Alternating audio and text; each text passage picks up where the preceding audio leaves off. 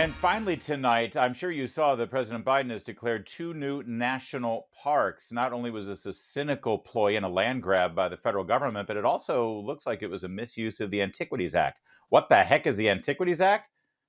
I don't know. I just hosted TV and a radio show. No, but Gabriella Hoffman, she knows. She's a media strategist. She's a columnist over at Townhall, the mighty Townhall, I'll have you know. And she joins us now. Hi, Gabriella. Thanks for joining us. Hey Larry, good to chat with you about the Antiquities Act. Not very sexy, but very important to Yeah, discuss. I think Antiquities Act, it's me and Pete Buttigieg going to find old furniture on a Saturday afternoon in Virginia. What is the Antiquities Act and how did Biden misuse it by grabbing these national parks? The Antiquities Act oversees the creation of national monuments, so it's a little different from national parks, but oftentimes, and in the case of Democratic presidents, they use national monument designations to actually make way for a national park. So you weren't entirely wrong there, but I Yeah. wanted to add a little context. So this is a No, you're very right. old law. National monument is the right terminology. And by the way, in Yes. your column at Town Hall, you do lay this out very clearly. This is a Democrat thing. Clinton did it, Obama Yep. did it, now Biden's doing it. Yeah, so back to what the law states. So the law says presidents do have unilateral power to be able to declare national monuments. But a provision of the law, section 2 specifically says presidents can only designate small compatible areas. It hasn't really been defined what those are. In the past, I've seen musings that maybe 350 acres. But what President Biden has done, let's say in Nevada, 500,000 acres, that's not small compatible area. So this is where Congress can come in and kind of clarify presidential powers over what a designated area could look like. What is small compatible area? Instead of just these wide sweeping monument designations that really don't get a lot of input from the public.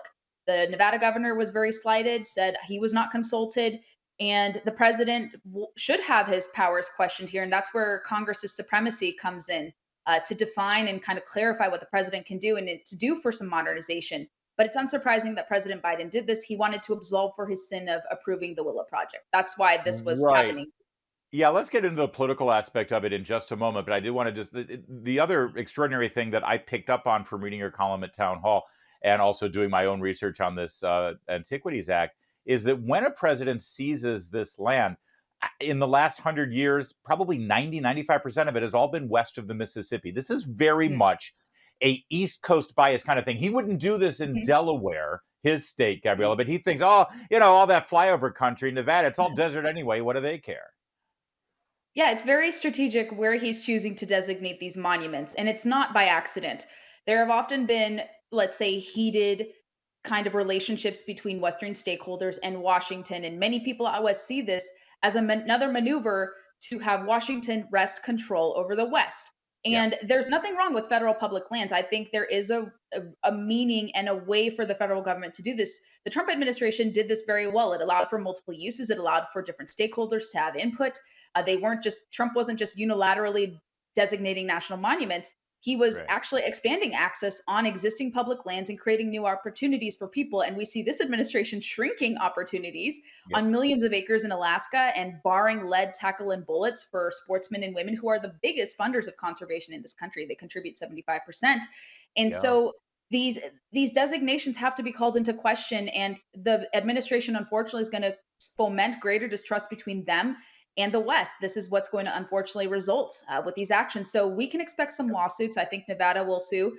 And this is not the end of the Antiquities Act. And I think Congress has to step in here. It's a great point that you make, and people I'm sure will recall in recent years there were fights over grazing rights for Mhm. cattlemen and ranchers, and it all has to do with the federal government controlling way too much of these Western states' lands.